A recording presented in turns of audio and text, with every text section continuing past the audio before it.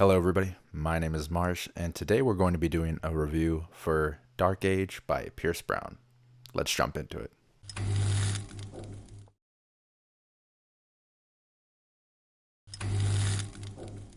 So for this review, it's going to be spoiler filled. It's going to be a discussion. We're going to go into detail, talk about plenty of things.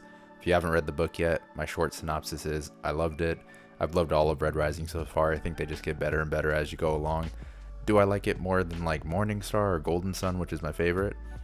Not necessarily, but it's still amazing, and it's just a great step into the next evolution of the series for Pierce Brown, and it's getting really grimdark, and I love it. With all that being said, if you could leave a like and subscribe, that'd be greatly appreciated. But let's go ahead and jump into the spoiler-filled review.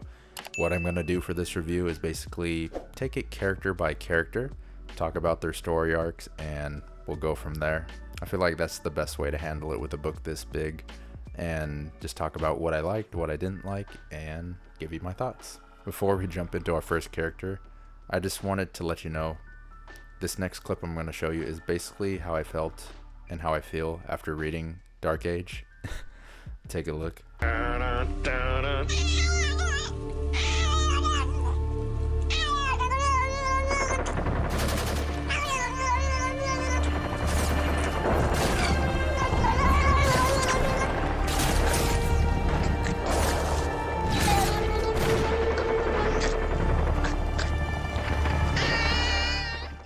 As you can see, this book is basically PTSD, the book, with all the crazy and dark things that happen in it. So it's crazy the amount of death that happens. And I remember Pierce Brown said in an interview that he actually puts names into a hat, like in Harry Potter, like a sorting hat, and he picks out names, and whatever name comes out, he kills them. So it's pretty brutal. It means no one's safe except Darrow, because he said Darrow's not in the hat. But I mean, basically no one is safe then in that case. Let's go ahead and jump into the first character though. And who should we cover first? I'm thinking we should cover the Gray himself, Ephraim. Now with Ephraim, his story in Iron Gold, to be quite honest, I didn't like Ephraim because of the betrayal that he did towards Lyria. As his character says, he is a morally gray character, hence he is a gray also. But I felt like he just like betrayed her trust, betrayed everyone. He wasn't very likable, and he was just kind of annoying overall. And as towards the end of Iron Gold, I started to like him more, and in this book I really started to like him more. And of course, with all the page time we got from him, we knew what was going to happen. He basically, from the last book, he got saved after the crash, and he was saved by Sephi and the Obsidians. They gave him a brand new leg. He's there with Pax and Electra, and he's being used by the Obsidians to train the elite assassins, I forgot what they're called, for the Obsidians, and teach them how to be better, like assassins essentially, and how to infiltrate things and be sneakier, because they're really good at killing, but they don't really know much about lying and doing other things like that. So that was basically his arc. It evolves into him eventually growing like a connection with the Obsidians, and like kind of believing them in their cause, but not really, but like wanting them to be happy and succeed, because he does have feelings for Sephi, not romantically, but like emotionally. Eventually though, as we know, Volsong Fa shows up, kills one of the Obsidians, and all hell breaks loose. Sephi goes crazy, Sephi's husband goes crazy, and he gets banished, and they escape. Him, Electra, and Pax escape because of Volsong Fa. He feels guilty when he finds out about like the plan that Fa has, and how everything's being constructed, and how Xenophon is actually a spy. He goes back, and then he wants to warn Sephi and stop Xenophon. Gets caught by Xenophon. Volsong Fa shows up and murders Sephi, and then murders a bunch of other people. And then Ephraim does a suicide bomb and tries to kill Volsong Fa. Doesn't kill him, blows up half his body, and Volsong Fa goes up, grabs his heart out, and says, "Worthy," eats his heart, and that's the last moments that we see with Ephraim. And I guess it just makes sense that with all the page time, they kill him off. One thing, I feel bad for Volga, because Volga had such a connection with him, and with where like the development was going and everything, he was finally ready to like settle down. He just needed to do this one thing. So I guess that's kind of why he had to kill him off, because his story arc was kind of ending, since he already decided to finally be like a good stepfather for Volga, if that makes sense. So it's sad to see him go, but I think it was fitting in the end. And I think it was real emotional in the end as well, when like they're trying to force Lyria to go to Earth to bury him, instead of being like captured by instead of like being taken control, or trying to send Volga, to Earth to bury him, instead of going with the obsidians to make peace basically on Mars. That was pretty crazy. And since we're talking about obsidians, we have to talk about Volsung Fa. Like, what the hell is Volsung Fa? We know he's the father of Ragnar and grandfather of Volga, and he's scary as hell. How has he like been a prisoner this time? Like, has he just not had enough support? I don't know. It's crazy. And then you look at someone like, or like his little minions, like they're like dead babies with like razor sharp teeth. I don't know how to describe them. They're freaking creepy. I love it though, because it's like a supernatural aspect that Pierce Brown's bringing to this sci-fi universe. So it's not just all technology, murder, and war.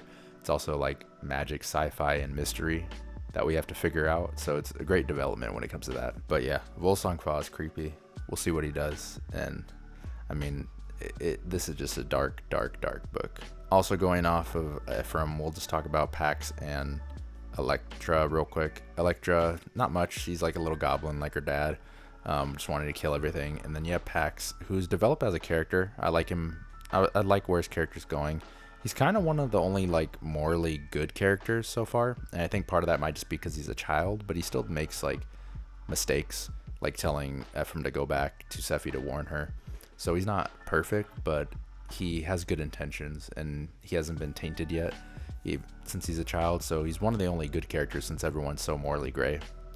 There is one main character though that I think is still somewhat good and not totally gray, and we'll talk about her next. So the next character I wanted to talk about is Lyria. It took a while in this book to get to Lyria, but we start with her in like a prison cell, and she's like passing notes to Volga. They're getting to know each other. She still hates her in that moment, and then eventually like we think it's like her being tortured, but really she's in like a digital playroom that like Electra broke out of as a kid. She should have figured out the puzzle, but she never did. And we get introduced to Figment, the one who is the brown that stabbed her in the shower and took her to Victra.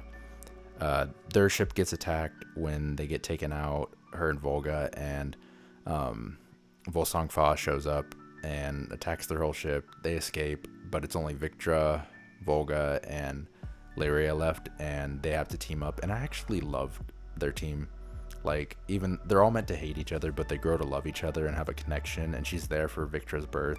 And I was really mad at Victra in book one with her just like doing what she did to Lyria, but I really loved her in this book. She was so great, and it really redeemed a lot in her character, and it was great to see.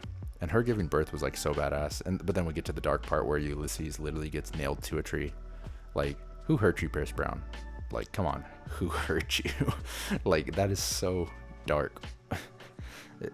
There's so much in this book that's crazy and dark. Everyone dies. Like, Tungless died in the beginning. I thought he was gonna have like a crazy background story, but nope.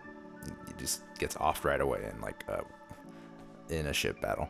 But yeah, Lyria, that's basically where her arc goes. She then, when Figment dies, a little like parasite goes in her, and she gets like powers, and I like where it's going. She's getting like supernatural abilities, and she's enhanced now, and she's gonna get more like stage time and be able to do more and have more like gravitas, and I like it. And I think she's one of the only good characters left. Yeah, she did spit acid over a dude and like do that, but that in defense, they were like sex traffickers and like murderers, rapists, and they're like having slave wives.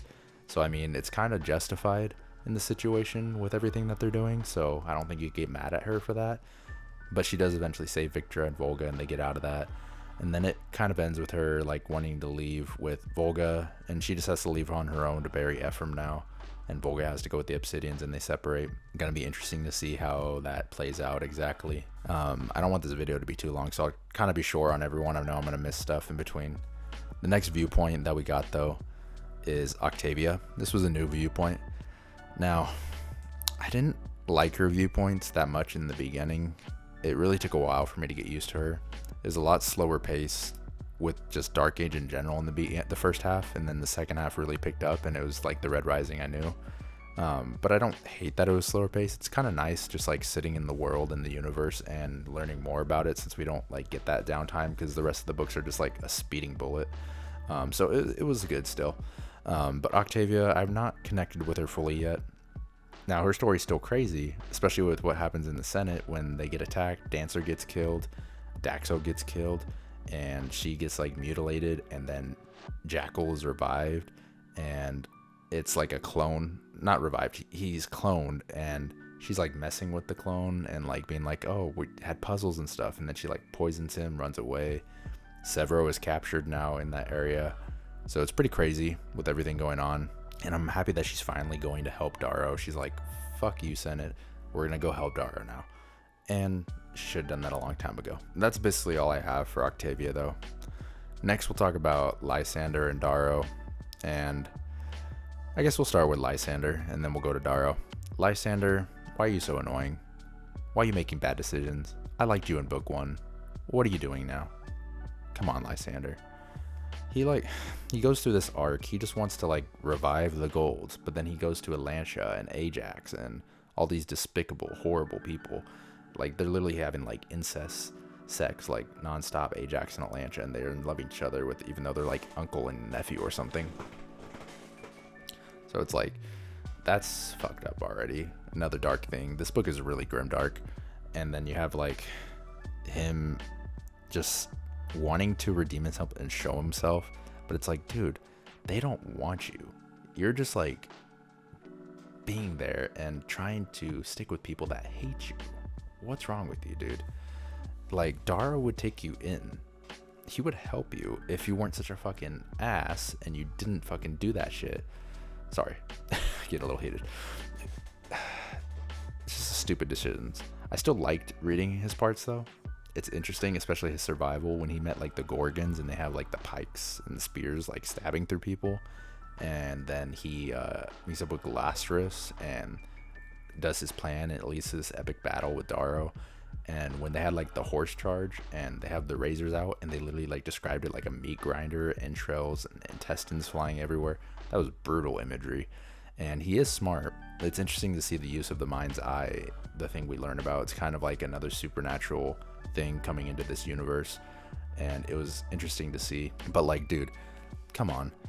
And then at the end when we see Cassius show up to save Darrow, it's like, and it kind of like throws this conflict, and it's like, Lysander, you should go with Cassius, don't go with Atlantia. But no, instead he marries Atlantia because that's the only way to keep him alive if he sticks in that gold.